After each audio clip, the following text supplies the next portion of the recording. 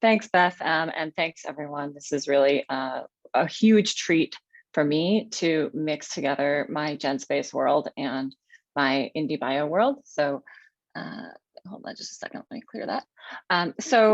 I'm the communications director here at IndieBio's new office in New York. We are physically in a lab space. I always choose the room that has the most boring background, so you can't actually tell that there is a wonderful world of bio equipment right outside of my door, but at least it's nice and quiet. So hopefully we'll all enjoy the conversation.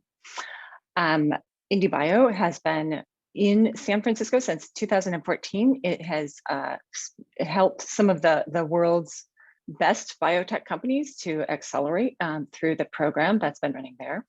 And in 2020, we opened up our New York office. This might strike you as a strange year to open up an office because everything else was closing down. But of course, at IndieBio, we act like our startups and we pivot very quickly. And so we were quickly able to move that to an online program.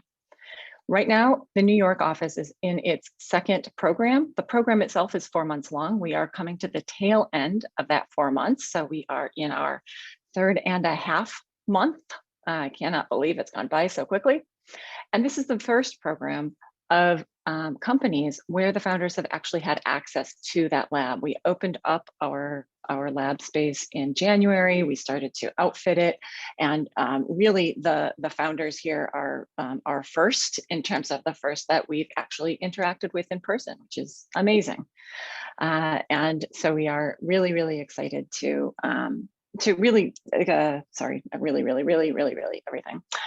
We are really excited to introduce them and their amazing technologies. I don't want to talk too much about their technologies because of course that's what we're here to talk about today, and they will introduce the problems that they're solving and how they're solving them.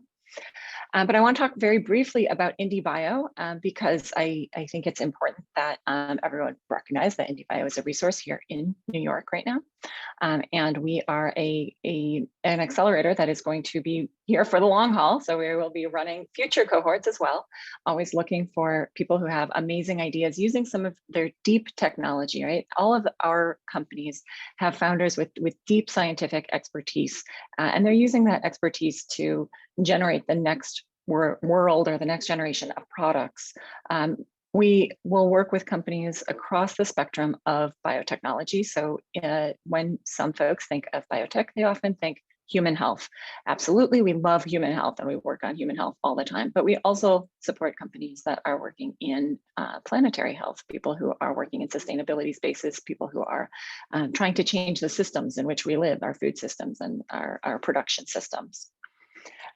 We run this program twice a year. It's 4 months, as I mentioned. Every company receives access to the lab for no cost. And we also provide $275, and I believe actually close to $500,000 under some circumstances for companies in their pre-seed funding.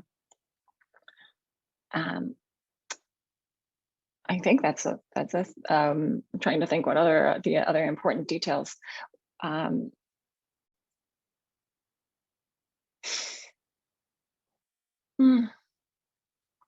Long day. Okay, well, we have a lot of exciting things that are coming up as well, and I do want to make sure to mention those, and I'll put those in the chat afterwards as well. So this is the first of our events where we are introducing our cohort of companies to the public. So we do hope that you are excited. We hope that you are moved. We hope that you are, compelled to ask questions of the companies that will be introduced today.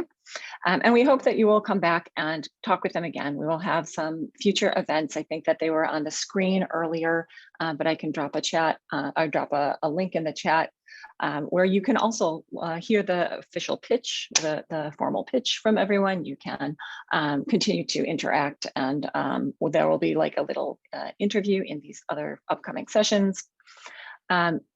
Also, we have our demo day, and I really do not want to be remiss and not mention our demo day, which is when the whole culmination of this 4-month program comes to a head. The companies will show their amazing technologies that they've been able to develop over the last 4 months, as well as their business traction, and that's on June 22nd. All right, and I guess with that, the format for tonight is somewhat different than what our companies will often use in order to introduce what they're doing. I asked all of the companies to be able to talk for about 5 minutes without using slides, which is something that we often will use, and even myself right now, I was like, oh shoot, what's the next slide that I should be using as I am talking to these folks? What's the talking point? I think that this will be a great opportunity for the companies to introduce themselves as people and talk a little bit about what your particular background is, why you're moved to start a company that is solving a particular problem, what that problem is. And I imagine that this biotech happy and friendly community wants to know a little bit about the secret sauce about what you're doing. So if you could, talk a little bit about the technology, as well as how that technology will be used to solve the problem, I think that folks would really be quite interested. That's a lot to ask for 5 minutes, so we will try and cut it short. So keep it at 5 minutes, because that's why we have the breakout rooms, so that folks will be able to come and interact and mingle and ask those follow-on questions. All right, so I was looking through the participants. I see a whole bunch of folks from the IndieBio teams that are here. I'd also like to acknowledge that some of my colleagues are here. I believe I saw Lindsay and I think Trevor from the San Francisco side. And so thank you guys for coming and supporting. And if you'd like to, turn on your cameras and wave, that's awesome. Otherwise, we'll see you in breakout rooms. And now, without further ado, I'm going to turn it over to Bucha Bio, Zimri T. Hinshaw, in order to talk about what he is doing with his bacterial. Well, I'm not even going to say, I'm going to let you introduce everything, Zimri. Oh, all good. Thanks, Julie. I didn't know I was going first. Hey, everybody. My name is Zimri T. Hinshaw, and I'm the CEO and founder of Bucha Bio, which is a platform for novel biomaterials. Our signature biomaterial, Bucha leather, might be familiar to some people here. You might have studied something similar in your classes, like Beth was talking about. We take that base technology, we go way beyond as well. As well as other sort of novel biomaterials we're chasing when Skunk Works behind me. But we started, I'm a Temple University graduate, and in economics, which you might not think that someone with economics background would be someone who spends 3 years in a microbiology lab, or sometimes in his parents' basement in a manufactured lab. They're very happy about the acidic acid smell wafting up into their bedroom. It's all right. And, you might not think that someone with that background could do this, but, self-teaching and continuing to iterate and building a team around you that has extremely technical skills as well is how you take a base material that has a lot of problems and you make it a market-ready product and prototypes and things like that people would love to enhance their lives. But it really started with me looking at being really into fashion, but also understanding the really terrible current leather tanning industry, right? So we all know how many people here, maybe in the chat, you can shout out how many pairs of leather shoes you own. But I'm guessing collectively, we probably own a lot. 10, okay. Well, for every 9 pairs of leather shoes, like 54 pounds of toxic chemicals, including chromium sulfate, are released. So it's just a really terrible process. And then plastic leathers just really aren't any better for the environment. So there was clearly a problem to be solved, and me, being able to iterate something really quickly and come up with, I'm not to flex on everyone here, but this bracelet made of braided Bucha in a black colorway, as well as, crazy other materials. Oops, and it's getting caught by my green screen, but you've got a really, really beautiful black colorway. And of course, I've got to shout out to Temple University and bring that cherry red as well. Right, so that's going to be really, really nice. So how is this made? I'm sure if you've taken Beth School's class, Jen Space's class, you might know some of the basics about how to get the base material, but that has a lot of problems. And it was our job to take that base material and solve those fundamental material problems with the material. How many times did I just say material? And basically take that and add other plant-based biopolymers, because we're full cycle here. We don't take shortcuts. So it's not only about the sustainability of the growth of the textile, but your dyes, are you going to use algae-based dyes? Are you going to produce dyes recombinantly through bacteria and co-culture them. What does that entire process look like? So we use algae-based dyes, and then we use plant-based biopolymers to take a material that is fundamentally flawed and make it something that is a really market-ready, awesome material with crazy specs. So that's a little bit about what we've done. We've got a great team behind us, and I maybe am probably at 5 minutes. That was great. Thank you so much, Zimri. We do want to leave a little bit of room for any questions before we go into breakout rooms. If anyone here in the audience has a question for Zimri about what he's doing or how he's using this amazing new material. And if you want to put it into the chat, I'm happy to read it. Or if you want to even just private message me, I'm also happy to read it.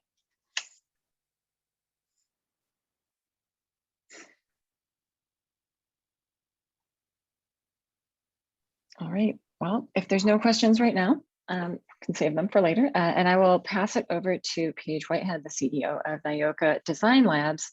Paige, the floor is yours. Hi, everyone. Thank you so much for being here today. It's such an awesome community. And I should say the introduction space was so friendly. So thank you, Beth, and everyone from GenSpace for hosting us today. So as Julie said, my name is Paige Whitehead. I am the co-founder and CEO of Nyoka Design Labs. And we are growing light that you can hold in your very own hands using bioluminescence. So who here has ever used bioluminescence in the lab or seen it themselves? No one has their cameras on, but that's okay. I can see some thumbs up. I see a few hands. Thank you. So that's, what actually got me into the field of biotechnology. I still remember the first time, I swam in the ocean when I was a teenager and I, saw bioluminescence for the first time. I didn't even know what it was, but it just struck me as being so magical. And I ended up, taking microbiology at university and getting really into sustainable applications of biotechnology. And around that same time, I attended one of my first music festivals and it was awesome, it's super fun. But I still remember the feeling looking at the festival grounds, after having an awesome night and feeling just so happy to be alive and just seeing all this garbage on the ground. And one of the pieces of garbage that was just everywhere were glow sticks. So, I kind of at that point had the idea to create a glow stick based on bioluminescence, but it just kind of started to come back. Like I couldn't ignore it, so I went back to school. I started asking questions. I talked to my biotech professor, like, is this something that could be possible? They didn't really think so, but I just kept emailing people. I ended up eventually actually traveling down to the Scripps Institute to connect with the bioluminescence researcher there. They told me to go to Puerto Rico to study at a bioluminescent lab there. So I worked for a year, I wasn't in school, I saved up, I went to Puerto Rico. I would highly recommend everyone do that if they can. It was an amazing summer to study around not only the bioluminescent system, but a bioluminescent bay, where it's one of the most rare ecosystems in the world. And they're right now under risk of development and ecological disaster really due to climate change. So it just tied everything together for me. And after that point, it was like, I know I need to do this. So at that point, I really dove into how to create the minimum viable prototype, which would be the replacement for these toxic glow sticks. And so everyone knows now single-use plastic is terrible. It's starting to be banned around the world, and standard glow sticks are one of those problem items. So pairing it all together as like, can we start a business with this? Like, does this have real merit? Can we make a minimum viable prototype? I'm sure most people here have heard of the failed plant bioluminescent Kickstarter, which actually got bioluminescence and biotech banned from Kickstarter. So it wasn't starting off looking too good, to be honest. And also when I started to pitch this at my university and to other researchers, it was like, oh, you're working on a glow stick. Like, that's so cute, good for you, pat, pat, pat. But as we continued to do more work, what I really found was that beyond events and the fun side of glow sticks, there's actually this huge industry around them. They actually started out as a military invention, which blew my mind at the time, but now makes a lot of sense because back in the 80s when chemiluminescence was discovered, it only lasted for 20 minutes. It wasn't very bright. There's only one color. And as you know now, you can go to any dollar store, or like any hardware store and get a glow stick. And it's a huge range of brightnesses, a huge range of colors. And so it's just ubiquitous, they're everywhere. And our estimates are that there's actually over 1 billion of these that are used every single year, and every single one ends up in our environment, not only for events, but for fishing, for mining, for the military. And so based on that info, we actually started to feel more and more confident that this business idea really had merit. And I started to talk about it. I reached out to a couple of bioluminescence development companies, you know, who were using it more for lab assays, and started to work on this enzyme system that is currently now what we use for the light wand.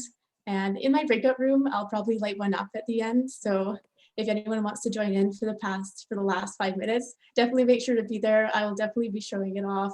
But basically it's a bioluminescent system. It's a biodegradable material. So it completely changes everything about glow sticks while still being the kind of fun item that you would recognize how to use at an event. Zimri. Yeah, so sorry, I'm just getting a little bit kind of excited talking about it. So what I would like to share with everyone just about, you know, how I got into it is, you know, I'm sure so many people in here are so smart and have great ideas. And as you can hear from my story, you know, I didn't start out, you know, at this point. Getting into IndieBio was one of the most transformational things that has ever happened to me and to my company. And it's really accelerated us to the point where now we're actually, you know, talking with real investors, with massive other companies, and there's a real chance for this technology to take off. So it's been an amazing opportunity, you know, and I really encourage everyone, if you have that thing, that idea that, you know, you can't really get rid of, just keep working on it. Reach out and talk to people, and the community effect really starts compounding over time. So that's, if there's one take home from my little talk here, that would definitely be it. Please feel free to reach out to me if you have questions about entrepreneurship, about research, and anything. I'm always happy to chat. And thank you so much for being here today. Thank you so much, Paige. I think one of my favorite things that I've learned, I mean, I've learned so much from you and from all of the founders, but learning about the iteration that it took even to make chemiluminescent become something that was useful and something that could be used. Do you want to talk just very briefly about that? Yeah, definitely. So one of my friends who runs a biotech company called Spira, who does this plant-based pigment, who's amazing. One of his advisors actually worked for a company called Liquid Labs back in the 80s. And they were one of the first people to ever start developing chemiluminescence, which is the chemical system that is currently used in regular glow sticks. And it was actually so heartening to hear their process, that they started with actually less than what we have now, which was a very dim glow, you know, like I said, just one color. Right now with bioluminescence, we have a few colors that we're currently developing. We have it glowing at NATO specifications for their minimum duration requirements, which is like a huge win for us currently just this year. So we're actually starting out a little better than where chemiluminescence was. And it's just a great story to hear, you know, how one technology was really taken to a massive level and just how much it exploded around the world. So we're actually really lucky that there is a similar technology and we're a sustainable alternative, because it really proves our use case. And I do get to talk with investors and groups who are like, well, how could this really be used? And I have this whole laundry list of all the ways that glow sticks have been used around the world. So yeah, but right now a lot of their patents are off, and so now it's just this whole, there's so many labs and so many companies around the world who now are solely based on this chemiluminescent technology.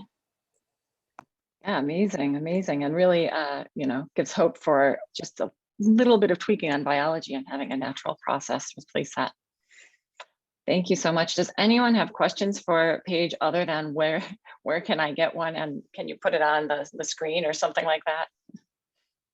If I could ask you, Paige, maybe we could hold off and do the glow stick for everyone at the very end, because we're going to close the breakout rooms and then just come back, and then maybe you could do it at that point so we can all see, because it is pretty cool. It's pretty neat.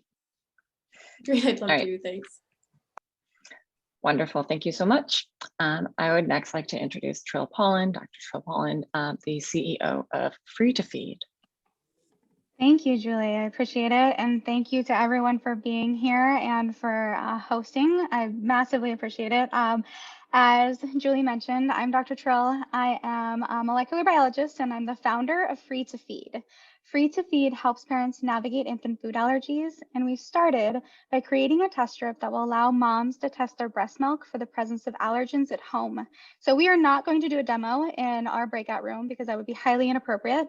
But if you'd like, we have some cool caricature and cartoons to show you what that would look like. Sorry, I can't compete with Paige on demos. But a little bit of background. So not only am I a molecular biologist, I'm also an Army veteran and I'm currently serving. I'm a Pat Tillman scholar and I'm a mommy to 2 food allergy babies. So in my last year of grad school, I was studying proteins. So very specifically looking at how we could analyze and manipulate proteins to make ovarian cancer patients resusceptible to chemotherapy, which was a pretty stinking cool job. And in my last year of grad school, I had my oldest daughter, which was not the most wonderful time to have a baby. And so writing my dissertation, had a newborn, and she had awful colic. She screamed all of the time. We cried together a lot, dissertation or baby wise, lots of crying in my house. And so we took her in and said, oh, okay, it's like, we're doing something wrong. She is broken. Can we get a refund or an exchange or something? And we were told like, nope, that's your baby. She cries a lot. Good luck with that. High five. And we were sent home. And at a few weeks old, we woke up to find her totally covered in eczema, head to toe, with several bloody diapers, one right after another. And then I was absolutely terrified. I took her back and said, okay, now I really broke her. Help me, please.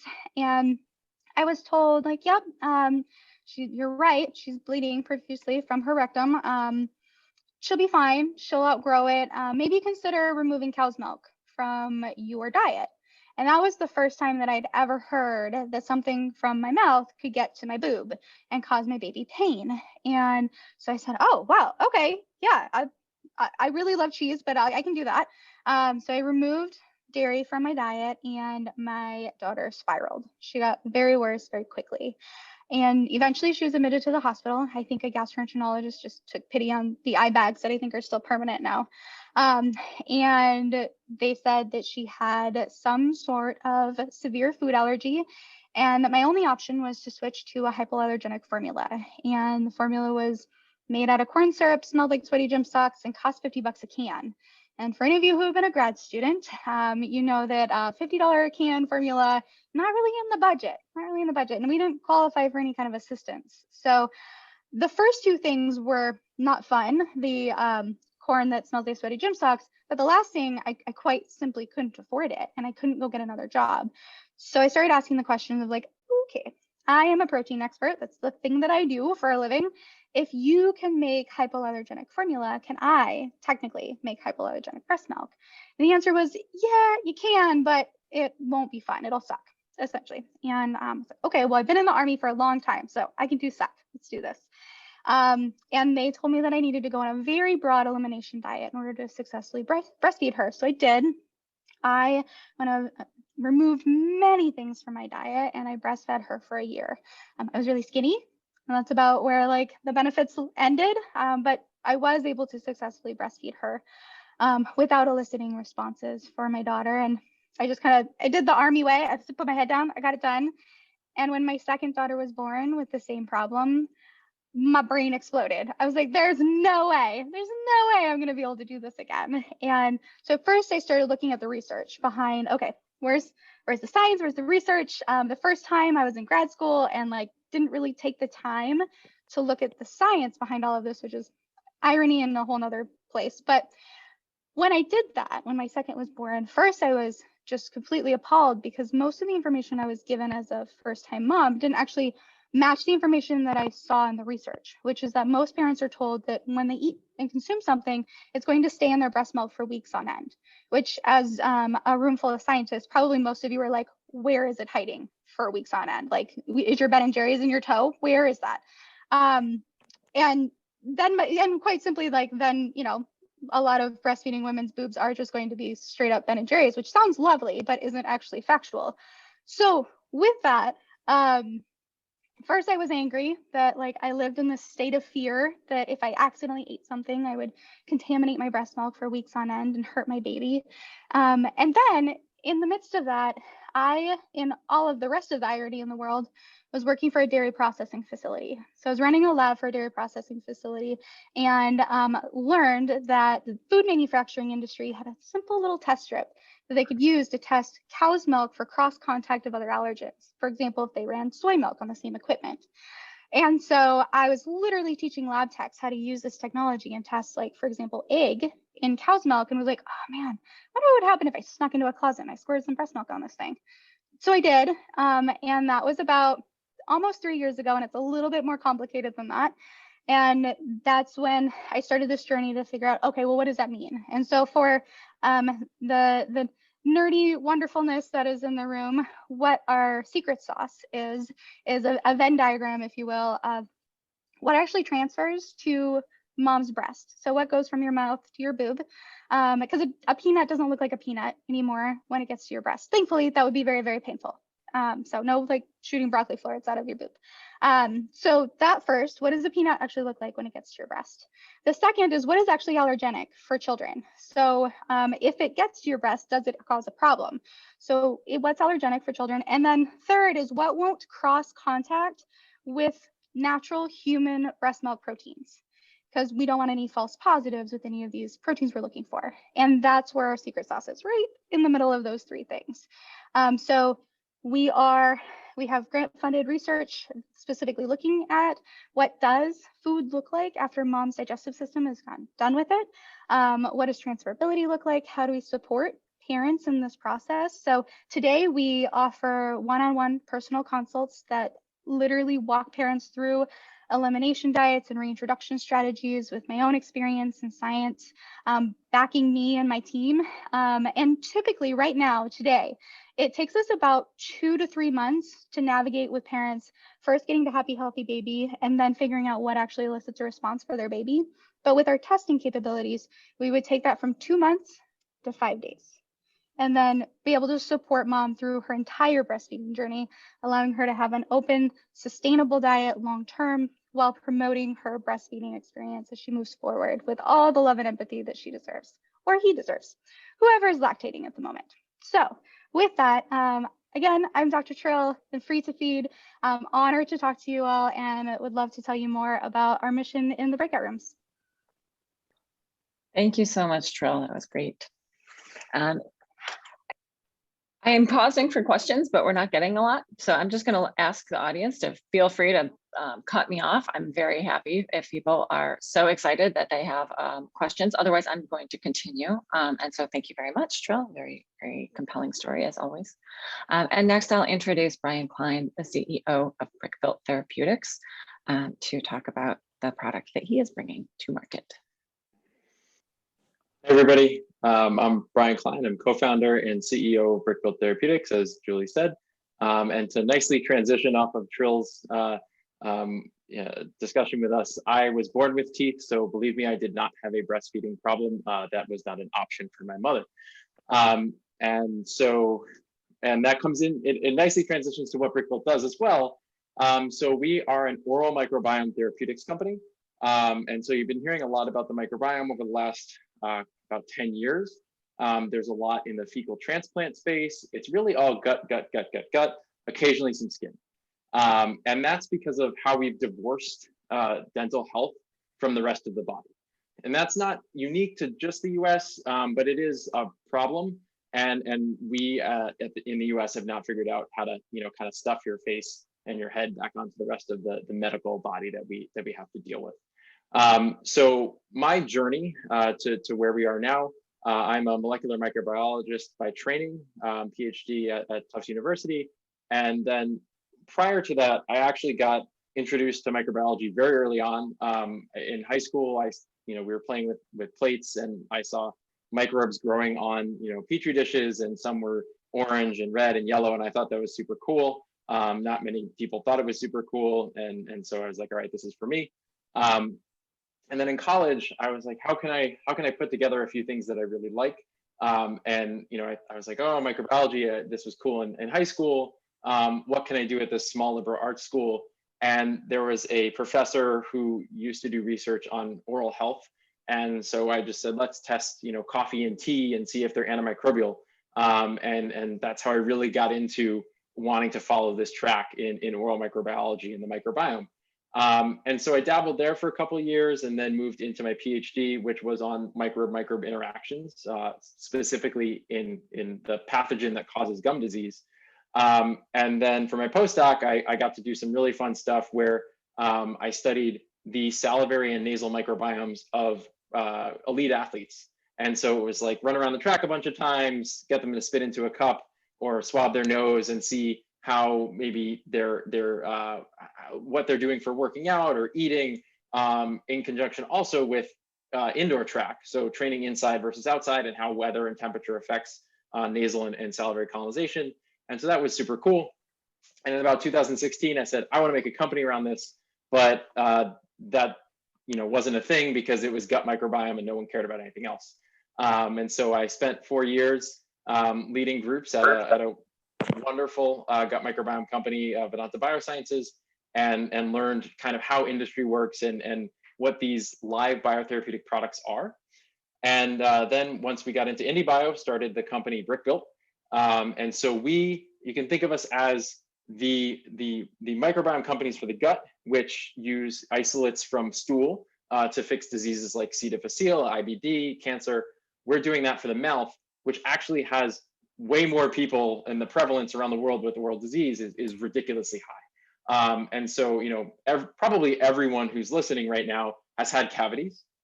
A good chunk of you, we're not generally that old in this room, so maybe you haven't hit that gum disease situation yet. And oral candidiasis or thrush is a little bit less prevalent, but is extremely problematic for people who have it. It's a very difficult disease to deal with. All of these are chronic. And so, if you get cavities, you're going to get them the rest of your life, basically.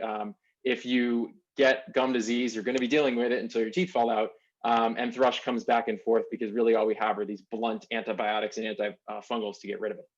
So one key thing that draws all this together, those diseases specifically, are that they're caused by microbes or the microbiome in general. So cavities are caused by acid-producing microbes, generally Streptococcus in your mouth. And gum disease is caused by gram-negative anaerobes and what they can do in your mouth with toxins. And then oral candidiasis is caused by Candida albicans and other fungi.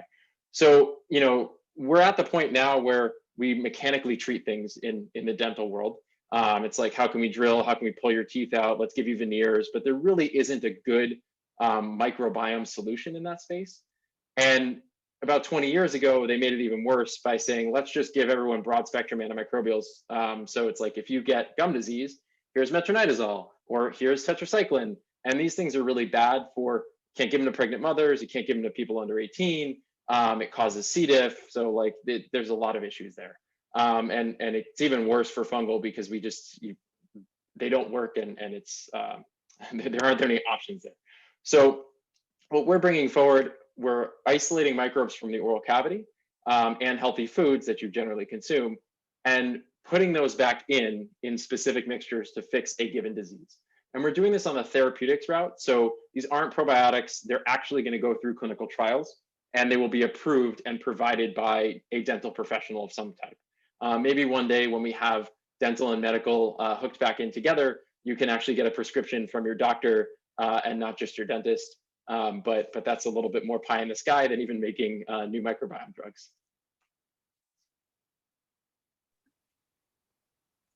Brian, I know I always ask you a question because you just know everything about the mouth and the oral microbiome.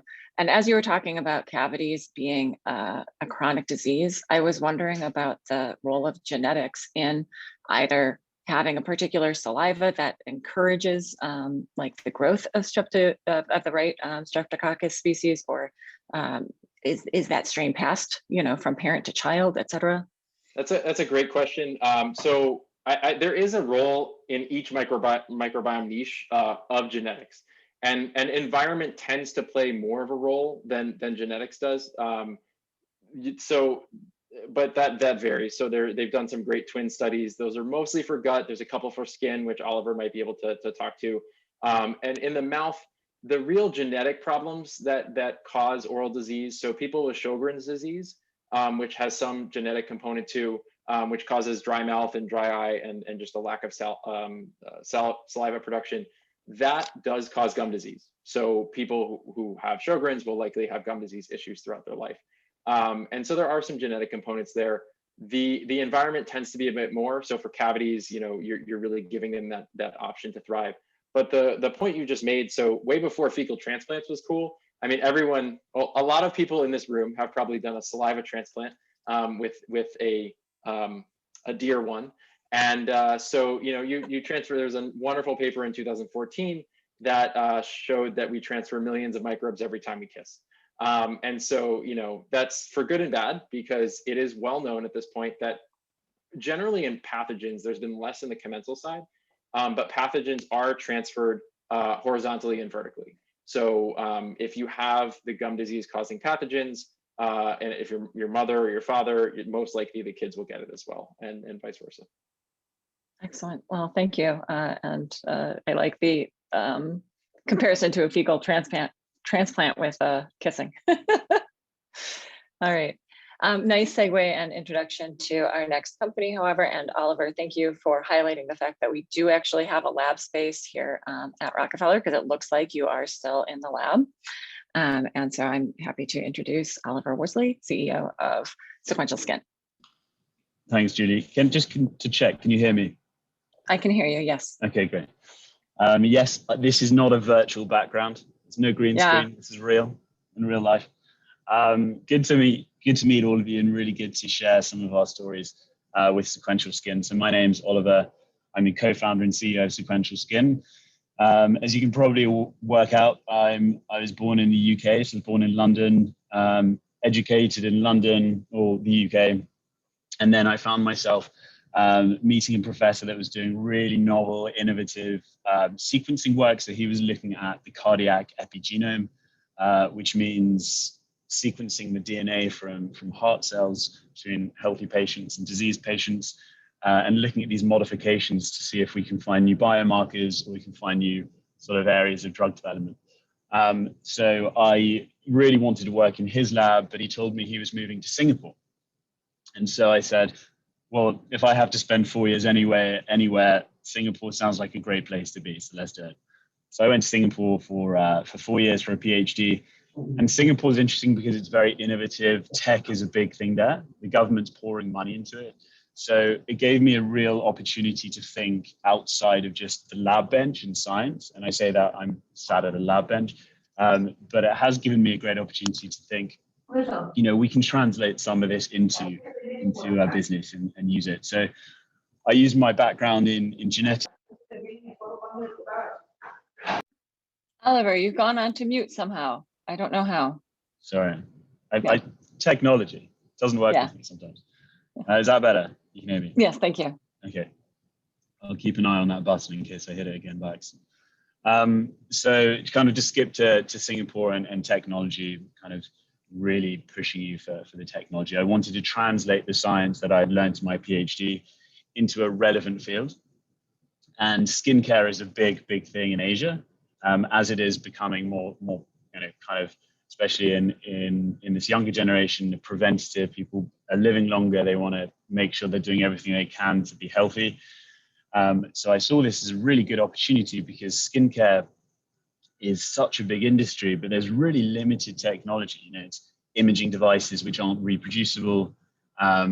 People will take a questionnaire and then give you a product and say this is personalized, but actually there's no science that really goes on in any of that. So I wanted to bring some good science to that. So we developed Sequential Skin, and we've developed a kit, which you can see here. It's really simple to do. It's kind of, you've probably heard of 23andMe. It's a similar thing, but for your skin. One thing that got me really excited was when I first saw the sequencing data from the skin microbiomes, similar to Brian, but now we've switched to the skin. which is extremely easy to collect, a non-invasive way of being able to collect this material.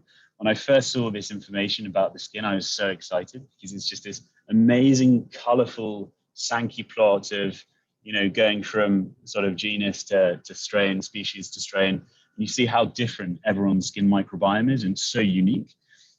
And indeed, in twins, it is more similar. And if you live in the same household, it's similar. If you have pets, it's slightly higher in diversity of your skin microbiome. But there are differences, and each difference is very unique to you, which is really exciting. So we've combined genetics and the skin microbiome collected from a simple patch like this to really give more information about your skin and what you can do to improve the health of your skin. And so IndieBio has given us a really good opportunity now to be in the US, and we think this technology is really relevant to the US, and people really get behind this kind of technology. So it's exciting for us to be here. We're also doing 2 clinical trials. So it's not just about the skincare and cosmetics and improving people's skin health, but we're also looking at more serious clinical issues such as atopic dermatitis and rosacea, where our advisors have done a lot of work in this area, and we're trying to reproduce some of this in the US and in certain areas of the world as well. So that's me. I don't have a glow. I can't show you a glow stick. But if you've got any questions further, maybe we can speak about those. But good to meet you all. Thank you so much, Oliver. And that one patch collects both the human skin cells. I assume that it's just like some skin cells that come off with the patch, and then the microbiome that's directly above those, correct? Yeah, we've optimized it to collect both components, which means you don't need a saliva tube, you don't need a swab, you don't need any of that. It's just a really simple collection. Excellent. All right, thank you so much. And now our final guest today is Del Afonso Wendell from Harmony Baby Nutrition, here to talk about revolutionizing baby formula. Del, are you still there? Yes. Yeah, also in the lab. Wonderful. yeah, everybody's doing some lab stuff now. Yeah. So crunch time. Yeah, honored to be here. Super cool. Hope that you guys are not tired. So let me do this in a different way, more telling a story behind what we're doing, and more like this binary between like problem, solution, and a little bit of harmony. So I am personally working with baby nutrition for quite a long time. We used to say like over 15 years. That's actually my second company in the baby nutrition space, working with this, babies and formulas and things like that. So recently I came down to Boston for an MBA program at MIT. And then I brought with myself like a huge problem in the baby nutrition space is that like a huge number of babies with allergic reactions to generic baby formulas. And that's like a massive number of babies. We got literature showing that over 17% of the babies will have allergic reactions to generic formulas. And that was huge. So over there, we found a way to solve this problem is literally replacing cow's milk for human breast milk compounds, and that's Harmony. So on Harmony, we use this recombinant proteins technology that now people call precision fermentation, protein farming, whatever name you want to call it, to produce those human breast milk proteins at scale, and then we can have a formula that really kind of mirrors breast milk. So that's the concept behind Harmony. And that's what we're doing at IndieBio. That's what we're doing as a company. And what I can tell you more about the things we're doing is that babies now that's going through this, they using products like hypoallergenic formulas. And those formulas are kind of made out of, hydrolyzed proteins, cow's milk hydrolyzed proteins, amino acids. And those products are just no good. So they smell bad, they taste bad, they cause vomiting, diarrhea. So we just trying literally to improve what comes to baby nutrition. So we always say that milk is something that's like species specific. So if you're giving, there is no reason to keep giving cow's milk for human babies. And we're still doing this for over 115 years. So Harmony technology is right here. Let me show you guys how Harmony can looks like. Can you see that from there? So it's a square shape formula. That's what we're doing here with all the support from IndieBio and working like crazy to see the first babies having a different type of baby nutrition when they need it. I gotta keep this brief. I know that you guys are super tired, maybe. No, I think that's great. Thank you so much, Stella. It's really, really interesting. And one of the interesting things about baby formula is how much protein there actually is in baby formula. I was surprised when you told me how much there is. Yeah, it's funny because usually breast milk is like the top product in the world. It's like the golden reference, but breast milk is not really a type of super protein concentrated type of product. It's like 1% of proteins only. So using fancy technologies to kind of mimic breast milk doesn't really bring us a lot of costs because there is not really a lot of proteins on breast milk, and that's super important. Even though proteins is the trigger of immune reaction, so it's a really important, like, major component. Even though the total amount of proteins in breast milk is just like a little bit. All right, so thank you to all of our CEOs for introducing yourself and for doing this all in this compelling storytelling way and not relying on slides. I really enjoyed hearing all of your stories, and I hope everyone else did as well. We are now going to jump into breakout rooms, and the breakout rooms for the companies are assigned. So sorry, CEOs, you have an assigned room, but this I experienced this first at GenSpace. It was amazing. You could set up breakout rooms, and then everyone who's in the audience can jump between, ask questions of multiple people. It's as close as we can get to mingling virtually. And I am looking forward to going and chit-chatting with some of you in just a minute. Beth, are the breakout rooms ready for folks?